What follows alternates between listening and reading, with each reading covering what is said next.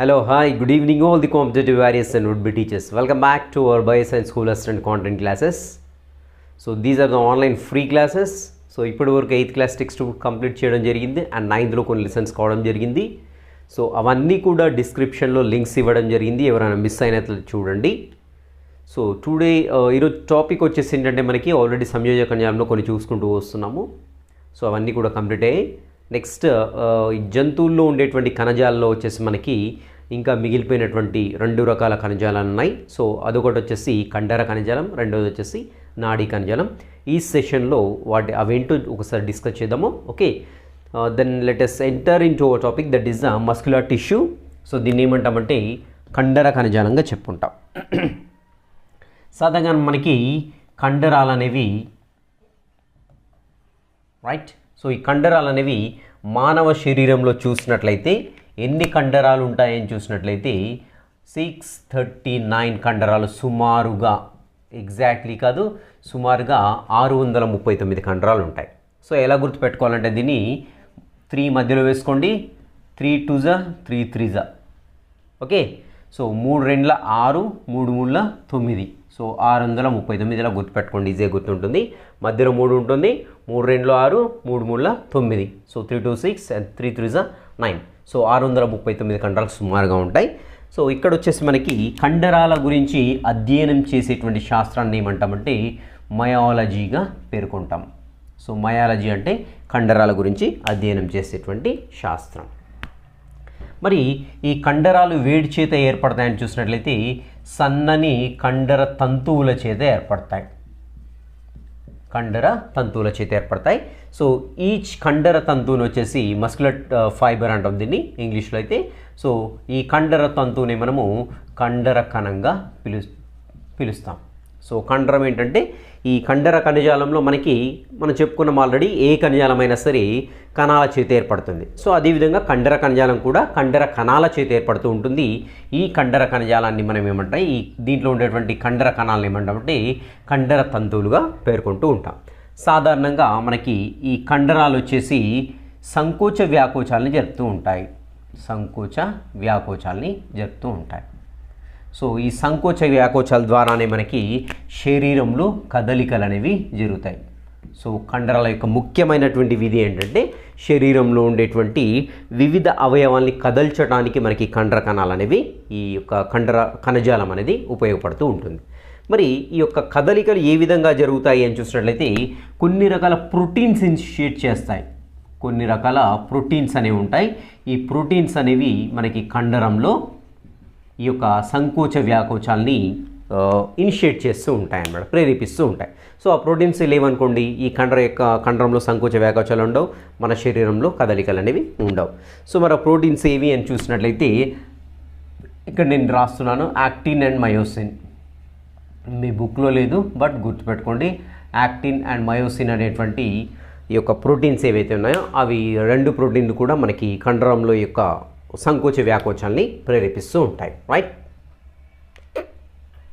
So చూడండి, ఇక్కడ కండరాలు అనేవి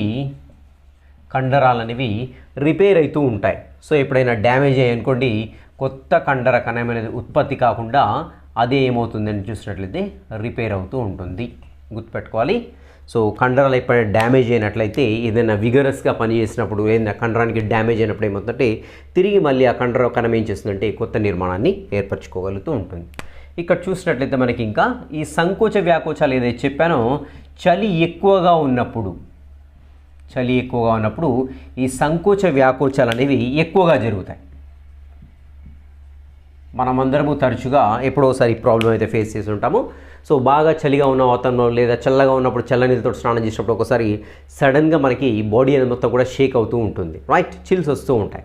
సో ఎందుకు ఇలా చిల్స్ రావడానికి కారణం ఏంటంటే మన యొక్క బాడీలో ఉండేటువంటి కండర కణజాలం ఏదైతుందో అవన్నీ కూడా చాలా ఫాస్ట్గా సంకోచం చెందడం, మళ్ళీ సడలడము, ఓకే, ఇలా కావడంతో ఏమవుతుందంటే వేడి అనేది ఉద్భవిస్తూ ఉంటుంది. ఎక్కువగా సంకోచ సడలికలు కావడం ద్వారా ఈ యొక్క వేడి అనేది ఉద్భవించి శరీరాన్ని ఆ చలి నుండి కాపాడుతూ ఉంటుంది. మన శరీరంలో చలి పెట్టినప్పుడు ఏంటి, మనం రక్షించబడాలి. సో మనం రక్షించబడాలి ఏంటి, మన బాడీలో వేడి అనేది జనరేట్ కావాలి. సో అలా జనరేట్ కావడానికి ఏం చేస్తుంది మన బాడీ అని చూసినట్లయితే ఈ యొక్క కండరాలన్నీ ఏవైతే ఉన్నాయో వాటిని మొత్తం కూడా షేక్ చేసేస్తూ ఉంటుంది. సో షేక్ మీన్స్ వణుకు అంటాం. సో దాన్ని ఇలా వణికినప్పుడు ఏమవుతుందంటే కండర కణాల నుంచి వేడి అనేది పుట్టి మన శరీరాన్ని సాధారణ ఉష్ణోగ్రతకు తీసుకొని వస్తుంటుంది. ఇది వణకడం వెనుక ఉన్నటువంటి సైంటిఫిక్ రీజన్ మనకి. ఓకే, సో ఇది వచ్చేసి కండరాలు. మరి కండరాల్లో ఎన్ని రకాలు ఉంటాయి? కండరంలో రకాలు చూసినట్లయితే గుర్తుపెట్టుకోవాలి, కండరాల్లో రకాలు ఏ రకంగా విభజించారని చూసినట్లయితే అవి ఉండేటువంటి ప్రదేశం గుర్తుపెట్టుకోండి, అవి నిర్వర్తించేటువంటి విధి, ఓకే, నెక్స్ట్ వాటి యొక్క నిర్మాణం. సో ఇక్కడ చూడండి, కండరంలో ఉండేటువంటి ప్రదేశము, అవి నిర్వహించేటువంటి విధి అండ్ వాటి యొక్క నిర్మాణాన్ని ఆధారంగా చేసుకొని కండరాలు అనేవి 3 రకాలు గుర్తుపెట్టుకోవాలి. ఎందుకు ఇక్కడ మనకు 3 ఇచ్చాడు ఆప్షన్స్, ఇక్కడ 3 ఇచ్చాడు కాబట్టి 3 ఖచ్చితంగా గుర్తుపెట్టుకో. మల్టిపుల్ చాయిస్లో 4 ఉంటాయి, ఈ 3 ఇచ్చేసి కానిది అనేసి ఇంకోటి ఏదో యాడ్ చేస్తూ ఉంటాడు కాబట్టి ఖచ్చితంగా 3 గుర్తుపెట్టుకోండి. కండరాల్ని ఏ రకంగా విభజించారు, వేటిని ఆధారంగా చేసుకొని విభజించడం జరిగిందని చూసినట్లయితే ఆ కండరాలు ఉండేటువంటి ప్రదేశం కావచ్చు, అవి నిర్వర్తించేటువంటి విధి కావచ్చు, వాటి యొక్క నిర్మాణం కావచ్చు. Okay, depending on their place and their function and their structure. So these muscular tissues divided into 3 types. గుర్తుపెట్టుకొని 3 రకాలు. సో మరి అవేంటి అని చూద్దాం ఒకసారి. సో మొదటగా మనము ఇక్కడ రాస్తున్నాను నేను 3 కూడా. సో ఒకటి వచ్చేసి ఏంటంటే మనకి రేఖిత కండరాలు. రేఖిత కండరాలు, ఓకే, ఓరల్స్ వీటిని ఏమంటామంటే ఇంకా అస్థి కండరాలని కూడా అంటాం, లేదంటే నియంత్రిత కండరాలని కూడా అంటాం.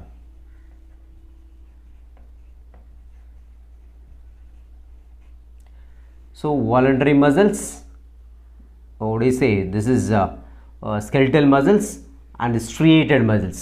సో ఒకటో రకం ఏంటంటే రేఖిత కండరాలు లేదా అస్థి కండరాలు, లేదా దీన్ని ఇంకా ఏమంటామంటే నియంత్రిత కండరాలుగా చెప్పుకుంటాము. ఇది వచ్చేసి ఒకటవ రకం.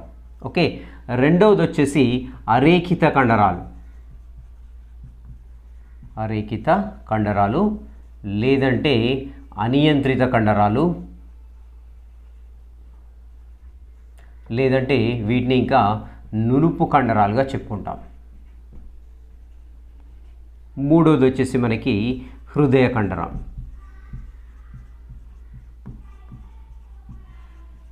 సో ఇవి వచ్చేసి 3 రకాల కండరాలు మన శరీరంలో ఉంటాయి. మన శరీరంలో ఉండేటువంటి కండరాల్ని 3ంటిని ఆధారంగా చేసుకొని, అవి ఉండేటువంటి ప్రదేశం కావచ్చు, అవి చేసేటువంటి పని కావచ్చు, వాటి యొక్క నిర్మాణాన్ని ఆధారంగా చేసుకొని 3 రకాలుగా విభజించడం జరిగింది. ఒకటవది వచ్చేసి రేఖిత కండరాలు, లేదంటే అస్థి కండరాలు, లేదంటే నియంత్రిత కండరాలు. రెండో రకం వచ్చేసి అరేఖిత కండరాలు, లేదంటే వీటిని అనియంత్రిత కండరాలు అంటాము, లేదంటే నునుపు కండరాలుగా చెప్పుకుంటాం. సో మూడోది వచ్చేసి ఏంటంటే లాస్ట్ హృదయ కండరము. సో మొట్టమొదటి కండరం గురించి ఒకసారి చూద్దాము. అదేంటంటే రేఖిత కండరం.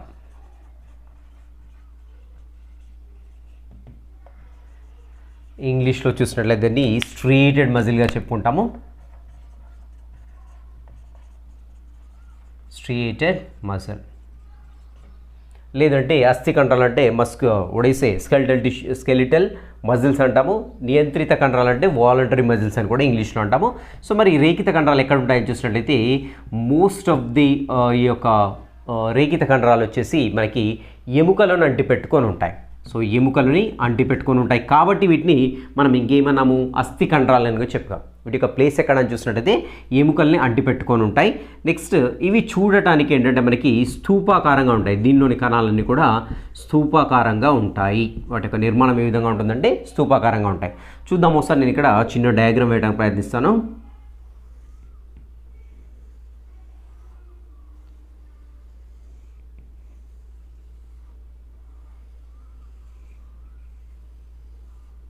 సో ఇలా ఉంటూ ఉంటాయి మనకి.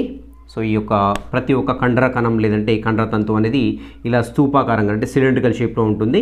సో వీటి యొక్క నిర్మాణాన్ని పరిశీలించినట్లయితే వీటిపైన అడ్డంగా మనకి చారలు అనేవి కనపడుతూ ఉంటాయి. ఇంకా వీటిని మనకి చారల కండరాలు అని కూడా అంటాము, గుర్తుపెట్టుకోవాలి. సో వీటిని చారల కండరాలు అంటాము, అస్థి కండరాలు అంటాము, నియంత్రిత కండరాలు అంటాము. నెక్స్ట్ రేఖిత కండరాలు ఎందుకంటే ఇలా అడ్డంగా మనకి రేఖల వంటి నిర్మాణాలు కనపడుతున్నాయి కాబట్టి వీటిని రేఖిత కండరాలు అని కూడా అంటాం. చూడండి ఓన్లీ స్ట్రక్చరల్గా ఉన్నాయి కాబట్టి. ఓకే, అండ్ ఇక్కడ వచ్చేసి మనకి కేంద్రకాలు అనేవి ఉంటాయి. కేంద్రకాలు అనేవి అనేక కేంద్రకాలు ఉంటాయి, గుర్తుపెట్టుకోవాలి. ఇక్కడ very important question, very important thing ఇది.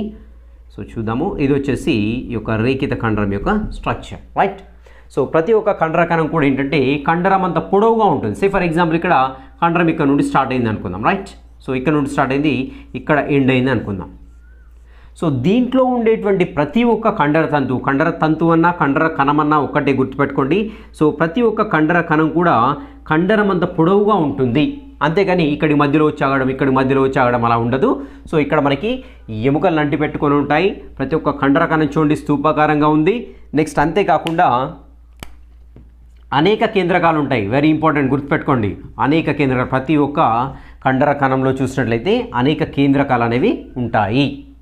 అండ్ ఇక్కడ ఏంటంటే స్తూపాకారంగా ఉంటాయి కానీ శాఖారహితంగా ఉంటాయి, వెరీ ఇంపార్టెంట్ గుర్తుపెట్టుకోవాలి. ప్రతి ఒక్క కండర కణం కూడా శాఖారహితంగా ఉంటుంది. ఎందుకు మనం స్పెసిఫిక్గా గుర్తుపెట్టుకోవాలని చూసినట్లయితే మనకు హృదయ కండరంలో చూసినట్లయితే ప్రతి ఒక్క కండర కణం కూడా హృదయ కండరంలో ఆల్మోస్ట్ దీన్నే పోలి ఉంటుంది, ఎందుకంటే అడ్డంగా చారాలు ఉంటాయి. సో అదేవిధంగా సిన్సిషియల్ స్టేట్ అంటే అనేక కేంద్రకాలు ఉంటాయి, బట్ అక్కడ కణాలు వచ్చేసి మనకంటే శాఖాయుతంగా ఉంటాయి. సో ఇక్కడ మనకి ఇలా క్వశ్చన్ ఫ్రేమ్ చేయడానికి ఛాన్స్ ఉంది. ఏ కండర కణజాలంలోని కణాలు అనేక కేంద్రకాలని కలిగి ఉండి శాఖారహితంగా ఉంటాయి అంటాడు. సో అప్పుడేంటి మనం సింపుల్గా ఈ యొక్క రేఖిత కండరాలు ఇప్పుడు చెప్పుకున్నామో ఆ రేఖిత కండరాలు చెప్పుకోవచ్చు. శాఖాయుతంగా ఉన్నాయంటే ఎక్కడ చెప్పాలి మనము? హృదయ కండరం అని చెప్పాలి. కాబట్టి ఇలాంటి చిన్న పాయింట్ ఏదో తీసుకొని క్వశ్చన్ తయారు చేయడానికి ఛాన్స్ ఉంది. కాబట్టి వెరీ ఇంపార్టెంట్ ఇక్కడ గుర్తుపెట్టుకోండి. దీంట్లో ఉండేటువంటి కండరకాలు అనేవి శాఖారహితంగా ఉంటాయి, బహుకేంద్రక స్థితిలో ఉంటాయి. That is syncytial state. అంటే ఒక కణంలో ఒకటి కంటే ఎక్కువ కేంద్రకాలు ఉన్నట్లయితే దాన్ని ఏమంటామంటే అనేక కేంద్రకాలు లేదంటే బహుకేంద్రక స్థితిగా చెప్పుకుంటా. బహు అంటే ఎక్కువ, కేంద్రకాలు అంటే కేంద్రకాలు, రైట్. సో మరి ఇవి ఎక్కడెక్కడ ఉంటాయని చూసినట్టు ఆల్రెడీ చెప్పుకున్నాం. ఎముకలను చూసినట్లయితే ముఖ్యంగా చరమాంగాలు లేదంటే అంగాల్లో ఉంటాయి. సో అంగాలంటే చేతులు కాళ్ళు కావచ్చు. సో చేతులు, నెక్స్ట్ అదేవిధంగా కాళ్ళు. సో ఈ ఎముకలను అంటిపెట్టుకుని ఏంటంటే మనకి ఈ యొక్క రేఖిత కండరాలనే ఉంటాయి. సో రేఖిత అని ఎందుకు అంటున్నామంటే అడ్డంగా రేఖలు ఉన్నాయి, రైట్. అస్థి కండరాలు ఎందుకు అంటామంటే ఎముకలు నంటి పెట్టుకున్నాయి. చూడండి ఇక్కడ అది ఉండేటువంటి ప్లేస్ని బట్టి ఇక్కడ పేరు పెట్టాం అస్థి కండరాలు, రైట్. సో దాని యొక్క నిర్మాణాన్ని ఆధారంగా చేసుకొని రేఖిత కండరాలని చెప్పుకున్నాం. అంటే నిర్మాణమే కదా ఇక్కడ లైన్స్ ఉన్నాయంటే. నెక్స్ట్ వచ్చేసి నియంత్రిత కండరాలు అంటే అవి చేసేటువంటి పని. సో చూడండి వీటి యొక్క సంకోచ సడలికలు అనేవి మన ఆధీనంలో ఉంటాయి, మన ఆధీనంలో ఉంటాయి. సో మనం ఆ కండరాన్ని సంకోచించాలంటే సంకోచింపజేయచ్చు, ఆ కండరాన్ని సడలింపజేయాలంటే సడలింపజేయచ్చు. చూడండి ఫర్ ఎగ్జాంపుల్ ఇది నా చేయి ఉన్నది, ఇక్కడ మనకి ఏంటి రేఖిత కండరం ఉంటుంది ఒకటి, రైట్. సో ఈ రేఖిత కండరం ఏంటి ఇక్కడ బోన్ కంటి పెట్టుకుంటుంది, దీని యొక్క టెండాన్ ఇలా వచ్చేసి ఇక్కడ బోన్ కంటి పెట్టుకుంటుంది. సో ఇప్పుడైతే నేను దీన్ని ఫోల్డ్ చేయాలి అనుకుంటున్నాను. Say for example I want fold my arm. So అంటే నేను అనుకుంటున్నాను ఆ పని చేయగలుగుతాను, రైట్. సో నేను ఫ్రీగా వదిలిపెట్టేస్తున్నాను. ఇలా ఈ కండరం అనేది నా ఆధీనంలో ఉంటుంది కాబట్టి వీటిని ఏమంటున్నామంటే నియంత్రిత కండరాలుగా చెప్పుకుంటూ ఉన్నాము. సో అంతేకాకుండా కాళ్ళలో ఉండేటువంటి కండరాలను కూడా మనము కదిలించడానికి ఛాన్స్ ఉంది. ఇవి వచ్చేసి కంప్లీట్గా రేఖిత కండరాలు, రైట్. సో మరి నెక్స్ట్ రకమైనటువంటి కండరాలు అరేఖిత కండరాలు ఏంటో చూద్దాము ఒకసారి. రెండో రకం వచ్చేసి మనకి ఏంటంటే అరేఖిత కండరాలు. అరేఖిత కండరాలు. సో వీటిని ఏమంటామంటే ఇంకా మనము స్మూత్ మజిల్స్ అంటాం, లేదంటే నాన్ స్ట్రియేటెడ్ అంటాం. ఇంగ్లీష్లో అయితే నాన్ స్ట్రియేటెడ్ మజిల్స్ అంటాము, లేదంటే దీన్ని ఇంకా మనము ఇంతకుముందు చెప్పుకున్నాము నునుపు కండరాలుగా చెప్పుకుంటాం, నునుపు కండరాలు. సో ఇంగ్లీష్లో అయితే స్మూత్ మజిల్స్ అని కూడా అంటాము. అండ్ ఇంకొక పేరు కూడా వచ్చేసి మనకి ఇన్వాలంటరీ మజిల్స్, ఇన్వాలంటరీ మజిల్స్ అంటే అనియంత్రిత కండరాలు అంటాం తెలుగు. సో చూడండి ప్రతి ఒక్కదానికి కూడా మూడు పేర్లు ఉన్నాయి. సో రెండవ రకం వచ్చేసి ఏంటంటే మనకి second kind of muscular tissue is the non striated muscles. Non striated muscles, striate అంటే స్ట్రైప్స్ లాంటివి, లేదంటే అడ్డగీత అంటే స్ట్రైప్స్గా చెప్పుకుంటాము. ఇలాంటి స్ట్రైప్స్ కండర కణం మీద ఉంటే దాన్ని స్ట్రియేటెడ్ మజిల్గా చెప్పుకుంటాము. అలా కండర కణజాలం పైన ఇలాంటి స్ట్రైప్స్ లేనట్లయితే మనము నాన్ స్ట్రియేటెడ్గా చెప్పుకుంటాం, రైట్. సో దీని గురించి అంశాలు చూద్దాం. గుర్తుపెట్టుకోవాలి ఇక్కడ వెరీ ఇంపార్టెంట్ వచ్చేసి మనకి ఏంటంటే ఈ యొక్క మన బుక్లో ఏమి ఇచ్చాడంటే ఈ యొక్క అరేఖిత కండరాలు అనేవి ఎక్కడెక్కడ ఉంటాయనేసి స్పెసిఫిక్గా కొన్ని మెన్షన్ చేయడం జరిగింది. గుర్తుపెట్టుకోండి గర్భాశయం. సో గర్భాశయం కండరాల్లో ఉండేటువంటిది ఏంటంటే అరేఖిత కండరాలు. నెక్స్ట్ వచ్చేసి అన్నవాహిక, నెక్స్ట్ ఐరిస్. సో దీన్ని తెలుగులో అయితే మనకి కంటి పాపగా చెప్పుకుంటాము. సో కంటి పాప. నెక్స్ట్ వచ్చేసి రక్తనాళాలు, నెక్స్ట్ వాయునాళాలు. సో ఇక్కడ మనకి 1 2 3 4 5 ఐటమ్స్ అనేది టెక్స్ట్ బుక్లో ఇవ్వడం జరిగింది. ఖచ్చితంగా ఈ 5 ఐటమ్స్ గుర్తుపెట్టుకోండి. ఈ 5 అవయవాల్ని ఖచ్చితంగా గుర్తుపెట్టుకోవాలి. మేబీ క్వశ్చన్ తయారు చేయడానికి ఆస్కారం అయితే లేకపోలేదు దీంట్లో నుండి. సో ఇక్కడ చూడండి ఎలా గుర్తుపెట్టుకోవాలి అని చూసినట్లయితే మనకి గర్భాశయంలో పాప పెరుగుతున్నప్పుడు, గర్భాశయంలో ఒక పాప పెరుగుతూ ఉన్నప్పుడు ఈ పాపకి ఏమేం కావాలని చూసినట్లయితే రక్తం కావాలి తల్లి నుండి. నెక్స్ట్ ఇంకేం కావాలి? వాయువు కావాలి, ఆక్సిజన్ కావాలి. నెక్స్ట్ ఇంకా ఏం కావాలని చూసినట్లయితే ఆహారం కావాలి. సింపుల్. సో గర్భాశయంలో ఒక పాప పెరుగుతూ ఉంది. ఆ పాపకి ఏం కావాలి? రక్తం కావాలి తల్లి నుండి. అదేవిధంగా వాయువు కావాలి, ఆక్సిజన్ కావాలి, అదేవిధంగా ఆహారం కావాలి. అప్పుడే ఆ పాప పెద్దదవుతూ ఉంటుంది.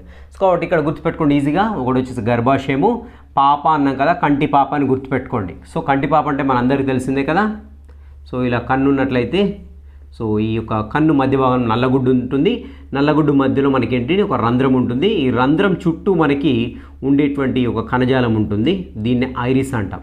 కండర కణం నునుపు కండరాల చేత ఏర్పడుతూ ఉంటుంది. దీన్ని ఐరిస్ అంటాం. చూడండి ఏ ఇద్దరి ఐరిస్ కూడా సేమ్ ఉండదు, గుర్తుపెట్టుకోండి. ఐరిస్లో ఉండేటువంటి లైన్స్ కానివ్వండి, వాటి యొక్క నిర్మాణం కానివ్వండి, ఏ ఇద్దరిలో కూడా ఒకేలా ఉండదు. ఫింగర్ ప్రింట్స్ ఎలాగో అలాగనమాట.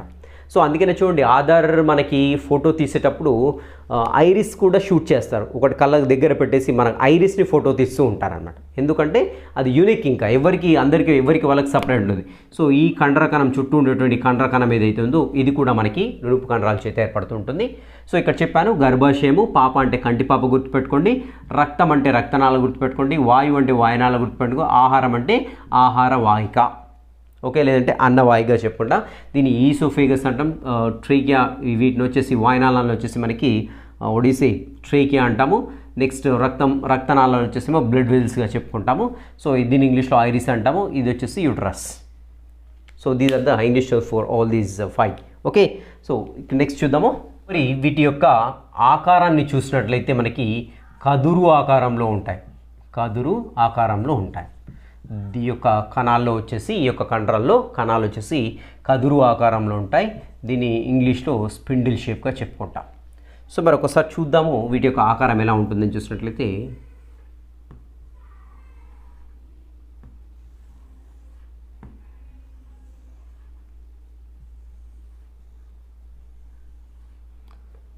సో మనకి ఈ విధంగా ఉంటుంది.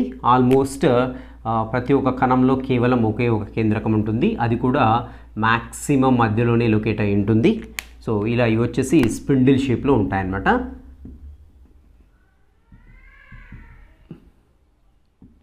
సో వీటి యొక్క నిర్మాణాన్ని పరిశీలించినప్పుడు వీటి యొక్క ఉపరితలం పైన మనకు ఎలాంటి చారికలు కానివ్వండి లేదంటే రేఖలు కానివ్వండి కనిపించవు. సో నునుపుగా కనపడుతుంటాయి కాబట్టి వీటిని నునుపు కండరాలుగా చెప్పుకుంటూ ఉంటాం. రైట్. సో ఇక్కడ చూద్దాము. ఇవి ఆల్రెడీ ఎక్కడ ఉన్నాయో చెప్పుకున్నాం. ఇవి అయితే సంకోచం సడలుతూ ఉంటాయో మన ఆధీనంలో ఉండవు. వీటి యొక్క సంకోచ సడలికలు అనేవి మన ఆధీనంలో ఉండవు, గుర్తుపెట్టుకోండి. సో కాబట్టి వీటిని ఏమంటున్నాం మనము? అనియంత్రిత కండరాలు అంటాను. అనియంత్రిత కండరాలు అంటారు. మరి ఎక్కడున్నాయని చెప్పాను ఇక్కడ రక్తనాళాలు కానివ్వండి వాయునాళాలు కానివ్వండి అనుకుందాం. ఫర్ ఎగ్జాంపుల్ రక్తనాళం అన్నాం. సో మన ఇక్కడ ఒకటి రేడియల్ ఆర్టరీ ఉంటుంది. ఇక్కడ ఫింగర్ పెట్టేస్తే పాల్పేట్ అవుతుంది, ఇలా కొట్టుకుంటూ ఉంటుంది. రైట్. సో అది ఎందుకు కొట్టుకుంటుంది ఆ రక్తనాళం అని చూస్తుంటే దాంట్లో నునుపు కండరాలు కొంతవరకు ఉంటాయి. సో మొత్తం 100% నునుపు కండరాల చేత ఏర్పడదు, తంతువులు ఎక్కువగా ఉంటాయి. సో ఈ నునుపు కండరాల చేత ఏర్పడుతుంది, ఇలా పెట్టినప్పుడు కొట్టుకుంటుంది. సో ఆగిపోతుంది, అది ఆగిపోదు, అది మన మాట వినదు. అందుకనే దాన్ని ఏమంటున్నాం అంటే మనము అనియంత్రిత కండరాలుగా చెప్పుకుంటూ ఉన్నాం. రైట్.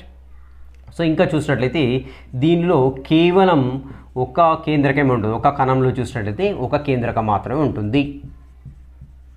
ఒక కేంద్రకం మాత్రమే ఉంటుంది, గుర్తుపెట్టుకోవాలి. ఇంపార్టెంట్, ఇక్కడ ఒక కేంద్రకం మాత్రం ఉంటుంది. ఇక్కడ చూడండి కణాల పైన మనకి ఎలాంటి లైన్స్ అనేవి కనపడదు, ఎలాంటి గీతలు ఉండవు. ఎలాంటి గీతలు అనేవి కనిపించవు. సో కాబట్టి వీటిని ఏమంటామంటే మనము నునుపు కండరాలుగా లేదంటే నాన్ స్ట్రియేటెడ్ అంటున్నాం, వీటిని నాన్ స్ట్రియేటెడ్గా చెప్పుకుంటాం అనమాట. సో ఇది వచ్చేసి మనకి అరేఖిత కండరాలు. నెక్స్ట్ వచ్చేసి మూడో రకం చూద్దాం. మూడో రకం వచ్చేసి హృదయ కండరం. హృదయ కండరం దీన్ని మనము కార్డియాక్ మజిల్గా చెప్పుకుంటాము, ఇంగ్లీష్లో అయితే కార్డియాక్ మసల్. సో మరి దీంట్లో కణాలు ఏ విధంగా ఉంటాయని చూసినట్టయితే ఒకసారి చూద్దాము. దీంట్లో కణాలు వచ్చేసి మనకి గుర్తుపెట్టుకోవాలి, శాఖాయుతంగా ఉంటాయి. శాఖాయుతంగా ఉంటాయి కణాలు. అంతేకాకుండా బహుకేంద్రక స్థితిలో ఉంటాయి. ఇంతకుముందు చెప్పాను నేను, బహుకేంద్రక స్థితి అంటే మనకి ఒకటి కంటే ఎక్కువ కేంద్రకం ఉన్నట్లేదు, దాన్ని బహుకేంద్రక స్థితిగా చెప్పుకుంటాము. సో ఇవి చూడటానికి ఏ విధంగా ఉంటాయంటే చూడటానికి మాత్రము నియంత్రిత కండరాల్ని పోలి ఉంటాయి. నియంత్రిత కండరాల్ని పోలి ఉంటాయి. బట్ పని విషయానికి వస్తే ఓకే, పని విషయానికి వచ్చేసరికి ఇవి అనియంత్రిత కండరాలు. అనియంత్రిత కండరాలు అంటే వీటి యొక్క సంకోచ సడలికలు అనేవి ఏవి కూడా మన ఆధీనంలో ఉండవు. సో ఇక్కడ చూద్దాం ఒకసారి. ఈ యొక్క హృదయ కండం చూసినట్టయితే దీంట్లో ఉండేటువంటి కణాలు ఇలా శాఖల్ని కలిగి ఉంటాయి. ఇది ఒక కణం అనుకుందాం. సో ఈ కణం మళ్ళీ లాటరల్గా ఒక శాఖని కలిగి ఉన్నది, రైట్. సో మళ్ళీ ఇక్కడికి వచ్చేసి ఈ కణం చూసినట్లయితే ఇది ఇంకొక కణంతో లింక్ ఇంకొక శాఖని కలిగి ఉన్నది, రైట్. సో మేబీ ఇక్కడ కూడా ఇంకొక శాఖ ఉండొచ్చు. ఇలా ఏంటంటే ఈ కండరంలో ఉండేటువంటి కణాలు అనేవి శాఖలని కలిగి ఉంటాయి. సో ఇదొక శాఖ, ఇక్కడ చూడండి ఇదొక శాఖ, ఇదొక శాఖ, రైట్. సో అంతేకాకుండా ఇవి చూడటానికి ఏమని చెప్పాను, నియంత్రిత కండరాల్ని పోలి ఉంటాయి. సో అంటే నియంత్రిత కండరాల్ని పోలి ఉండడం ఏంటి, దాని యొక్క కణం యొక్క ఉపరితలం పైన చూసినట్టయితే అనేక మనకి అడ్డుచారాలు అనేవి ఉంటూ ఉంటాయి. సో ఇలా అడ్డుచారాలు ఉన్నాయి కాబట్టి మనం ఏమంటున్నామంటే ఇవి నియంత్రిత కండరాల్ని పోలి ఉన్నాయి. నెక్స్ట్ ఇంకా చూడండి ఇక్కడ స్టేట్ చూసినట్టయితే మనకి ఈ యొక్క కండర కణాల్లో మనకి ఇవి అనేక కేంద్రకాలని కలిగి ఉన్నాయి. ఇదేంటంటే వచ్చేసి మొత్తం కూడా బహుకేంద్రక స్థితి చెప్పుకుంటాము. ఇలా బహుకేంద్రక స్థితిలో ఈ కండరాలు అనేవి ఉంటూ ఉంటాయి. సో మరి ఎక్కడ ఉంటాయని చూసినట్లయితే హృదయం మొత్తం కూడా ఈ యొక్క కార్డియాక్ మజిల్ తోటి ఏర్పడుతూ ఉంటుంది. జీవి పుట్టినప్పటి నుండి అంతకంటే ముందే ఎప్పుడైతే హృదయం మనకి ఏర్పడుతూ ఉంటుందో పిండదశ, అప్పటి నుండి స్టార్ట్ అయ్యేసి జీవి మరణించేంత వరకు అలుపు లేకుండా పనిచేసే కండరాలు ఏంటంటే కేవలం హృదయ కండరాలు మాత్రమే. సో వీటి కేవలం రెస్ట్ అంటే మనకి యొక్క లబ్ డబ్ అన్నప్పుడు మధ్యలో కొంచెం very fraction of milli seconds time ఉంటుంది. అప్పుడు మాత్రమే ఈ కండరానికి రెస్ట్ అనేది దొరుకుతూ ఉంటుంది, రైట్. సో ఇది వచ్చేసి హృదయ కండరము. నెక్స్ట్ మనము నాడీ కణజాలం గురించి చూద్దాము. నెక్స్ట్ వచ్చేసి మనకి నాడీ కణజాలం. సో దీన్ని ఇంగ్లీష్లో వచ్చేసినట్లయితే నర్వస్ టిష్యూగా చెప్పుకుంటాం. సో మరి ఈ నాడీ కణజాలం ఎక్కడ ఉంటుంది, ఏం పని చేస్తుందని చూసినట్లయితే నాడీ కణజాలం వచ్చేసి మనకి మెదడులో ఉంటుంది, గుర్తుపెట్టుకోండి, మెదడులో ఉంటుంది. నెక్స్ట్ వెన్నుపాములో ఉంటుంది. నెక్స్ట్ అంతేకాకుండా ఇంకా మనకి అనేక రకాల నాడులు ఏవైతున్నాయో మన శరీరంలో వీటిల్లో మొత్తం కూడా నాడీ కణాలు అనేవి ఉంటూ ఉంటాయి, రైట్. సో మరి ఈ నాడీ కణాలు ఏం చేస్తాయని చూసినట్లయితే బాహ్య మరియు అంతర ప్రచోదనాలను గ్రహిస్తాయి. అంటే బాహ్యంగా లేదంటే బాహ్య పరిసరాలు లేదంటే మన శరీరం అంతర్భాగంలో జరిగేటువంటి మార్పులని గ్రహిస్తూ ఉంటాయి. సో మార్పులను గ్రహించేసి ఎక్కడికైతే పంపాలనో అక్కడికి పంపుతుంటాయి. మనందరికీ తెలిసిందే నాడులైన వెన్నుపాములైన కంప్లీట్గా సమాచారాన్ని వచ్చేసి మెదడుకు పంపిస్తుంటే దానికి అనుగుణంగా మనము రియాక్ట్ అవుతూ ఉంటాము. సో ఏదైనా షార్ప్ ఆబ్జెక్ట్ మన చేతికి తగిలినప్పుడు లేదంటే చల్లటిది ఏదైనా వేడి తగిలినప్పుడు ఫాస్ట్గా హ్యాండ్ విత్డ్రా చేసుకోవడం, కుచ్చుకున్నప్పుడు కాల్ విత్డ్రా చేసుకోవడం, ఇవన్నీ కూడా మనకి ఏంటంటే ఈ నాడీ కణజాలమే నిర్వహిస్తూ ఉంటుంది ఈ పనులన్నీ కూడా, రైట్. సో మరి ఇక్కడ ఈ నాడీ కణజాలం ఏదైతే ఉందో, సో ఈ నాడీ కణజాలము ఎలా ఈ యొక్క ప్రచోదనాలని బ్రెయిన్కి తీసుకెళ్తుందని చూసినట్లయితే విద్యుత్ ప్రచోదనాల రూపంలో. సో ఎప్పుడైతే మనకి ఇన్ఫర్మేషన్ మన సెన్స్ ఆర్గాన్ నుండి బ్రెయిన్కి వెళ్ళాలో అప్పుడు వెంటనే ఆ నాడుల్లో మనకి కొంత మేరకు విద్యుత్ అనేది ఉత్పత్తి అవుతూ ఉంటుంది. సో ఈ విద్యుత్ రూపంలో ఆ ప్రచోదనాలు అనేవి కూడా మనకి బ్రెయిన్కి వెళ్ళిపోతూ ఉంటాయి. సో మరి నాడీ కణజాలంలోని నాడీ కణం యొక్క నిర్మాణాన్ని ఒకసారి చూద్దాం. సో ఈ నాడీ కణం యొక్క స్పెషాలిటీ ఏంటి అంటే సో పునరుత్పత్తి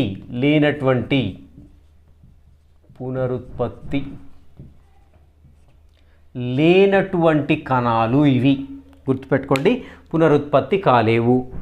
సో ఒకసారి ఒక నాడీ కణం చనిపోయింది, లేదంటే ఒక యాక్సిడెంట్లో ఏదో అయ్యింది దానికి, సో మళ్ళీ పక్కన ఉండేటువంటి కణాలు తిరిగి కొత్త నాడీ కణాన్ని ఉత్పత్తి చేయలేము. కాబట్టి బ్రెయిన్కి కానివ్వండి, వెన్నుపాము కానివ్వండి, నాడులకు కానివ్వండి, ఏదైనా లాస్ అయితే అది పర్మనెంట్ లాస్.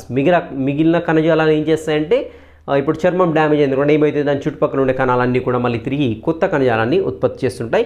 కానీ ఇక్కడ ఇలా కాదు, నాడీ కణజాలంలో ఉండేటువంటి కణాలు ఒకసారి దెబ్బతిన్నాయంటే that is the permanent loss.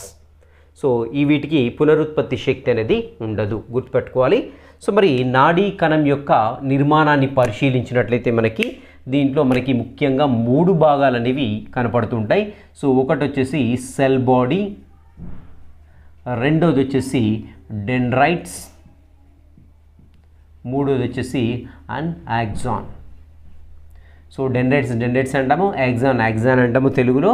So cell బాడీని వచ్చేసి కణదేహంగా చెప్పుకుంటాం, కణదేహము, లేదంటే దీన్ని సైటాన్ అని కూడా అంటాం, గుర్తుపెట్టుకోవాలి. సో సైటాన్. సో మనం ఈ నాడీ కణం యొక్క నిర్మాణాన్ని పరిశీలించడం ముఖ్యంగా 3 భాగాలు అనేవి కనపడుతుంటాయి, cell body, dendrites and axon. So చూద్దాం ఒకసారి. ఈ సెల్ బాడీ చూసినట్లయితే, నాడీ కణదేహాన్ని చూసినట్లయితే ఇది పూర్వాంతంలో వెడల్పుగా ఉండేటువంటి భాగము. దీన్ని వచ్చేసి మనము నాడీ కణదేహంగా చెప్పుకుంటూ ఉంటాం. సో దీంట్లో చూసినట్లయితే స్పెసిఫిక్గా మనకు ఒక కేంద్రకం అనేది ఉంటుంది. సో కేంద్రకం చుట్టూ కూడా మనకి జీవద్రవ్యం అనేది ఉంటుంది. సో ఇది వచ్చేసి కణదేహం, రైట్. దీన్ని సైటాన్ అని కూడా అంటాం, గుర్తుపెట్టుకోవాలి, సైటాన్ అని కూడా అంటాం, రైట్. సో మరి నాడీ కణం యొక్క స్పెషాలిటీ ఏంటని చూసినట్లయితే, ఈ యొక్క జీవద్రవ్యంలో చూసినట్లయితే మనకు అనేక కణికల వంటి నిర్మాణాలు కనపడుతుంటాయి. వీటిని ఏమంటామంటే నిస్సల్స్ కణికలు అంటాము, నిస్సల్స్ కణికలు. సో నిస్సల్స్ కణికలు ఉండడం అనేది ఈ యొక్క నాడీ కణం యొక్క స్పెషాలిటీ, గుర్తుపెట్టుకోవాలి. చూడండి, ఇక్కడ presence of Nissl's granules in the what is a neuron is a very special character of the neuron, గుర్తుపెట్టుకోవాలి. వేరే ఏ ఇతర కణాల్లో కూడా మనకి ఈ నిస్సల్స్ కణికలు అనేవి ఉండవు, రైట్. సో ఇది వచ్చేసి కణదేహం.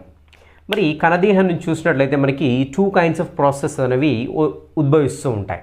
సో 2 రకాల నిర్మాణాలు అనేవి ఈ యొక్క కణదేహం నుండి ఉద్భవిస్తుంటాయి.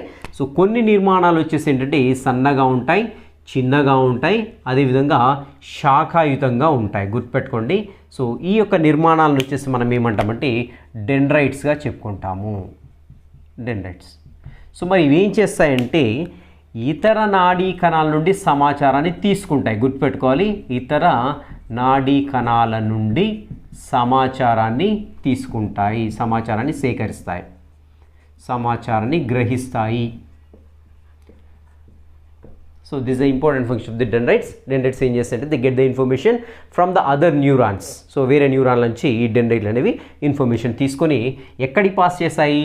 They are going to pass the information in to the cell body. కణదేహంలోనికి ఇవి గ్రహించేసి కణదేహంలోనికి ఆ సమాచారాన్ని పంపిస్తాయి. సో ఇది ఒక రకమైనటువంటి నిర్మాణం. ఇది కణదేహము. దీని నుంచి ఉద్భవించేటువంటి 2 రకాల నిర్మాణాల్లో కొన్ని నిర్మాణాలు చిన్నగా ఉంటాయి, శాఖాయుతంగా ఉంటాయి, వీటిని డెండ్రైట్స్గా చెప్పుకుంటాము. సో మరి ఒక నిర్మాణం చూసినట్లయితే దీని యొక్క పోస్టీరియర్ రీజన్ నుంచి వస్తూ ఉంటుంది, లేదంటే పొడవుగా స్తంభాకారంగా స్తూపాకారంగా ఉంటుంది. దీన్ని వచ్చేసి ఏమంటాం మనము యాక్సాన్గా చెప్పుకుంటాము, యాక్సాన్. సో దీన్ని తంత్రికాక్షము అంటాం తెలుగులో. సో దీన్ని ఏమంటామంటే యాక్సాన్. అన్నీ కూడా చిన్నగా ఉంటాయి, ఇది మాత్రం దీని యొక్క నిర్మాణం చూస్తుంటే చాలా పొడవుగా ఉంటుంది, దీన్ని యాక్సాన్ అంటాము. సో యాక్సాన్ వచ్చేసి మనకి ఏంటంటే మైలిన్ షీత్ తోటి కవర్ చేయబడి ఉంటుంది. So some of the axons are covered with the sheath of myelin. So red కలర్లో నేను ఒక షీత్ గీస్తున్నాను ఇక్కడ, దీన్ని ఏమంటామంటే మైలిన్ షీత్గా చెప్పుకుంటాము. So this is the myelin sheath, myelin తొడుగు. సో దీన్ని ఏమంటామంటే మైలిన్ తొడుగుగా చెప్పుకున్నాం. అంటే యాక్సాన్ని చుట్టూ ముట్టేసి ఏంటంటే మనకి క్రొవ్వుతో నిర్మించబడినటువంటి ఒక పొర ఉంటుంది, దీన్ని ఏమంటామంటే మనము మైలిన్ షీత్ అంటాం. సో ఈ మైలిన్ షీత్ చూడండి కంటిన్యూస్గా ఉండకుండా మధ్య మధ్యలో గ్యాప్స్ వదిలిపెడుతూ ఉంది. సో ఈ గ్యాప్ ఏదైతే ఉందో దీన్ని ఏమంటామంటే రన్వీర్ కణుపులుగా చెప్పుకుంటాం, రన్వీర్ కణుపులుగా చెప్పుకుంటాం. సో మైలిన్ షీత్ ఏదైతే ఉందో, so it doesn't cover the axon continuously, it leaves some functional gaps. Okay, so these functional gaps are known as the Ranvier nodes of రన్వీర్గా చెప్పుకుంటాము. సో మైలిన్ షీత్ పూర్తిగా ఆవహించి ఉండక మనకి ఏంటంటే మధ్య మధ్యలో కొంచెం సంధి తలాల్ని వదిలిపెడుతూ ఉంటుంది. వీటిని రణ్వీర్ కణుపులుగా చెప్పుకుంటాం. సో ఇంకా ఆక్సాన్ యొక్క చివరి భాగం చూసినట్లయితే నర్వ్ ఎండింగ్స్ అనేవి ఉంటాయి. సో ఇవన్నీ కూడా ఏంటంటే మనకి నాడీ అంత్యాలుగా చెప్పుకుంటాం. సో నాడీ అంత్యాలు.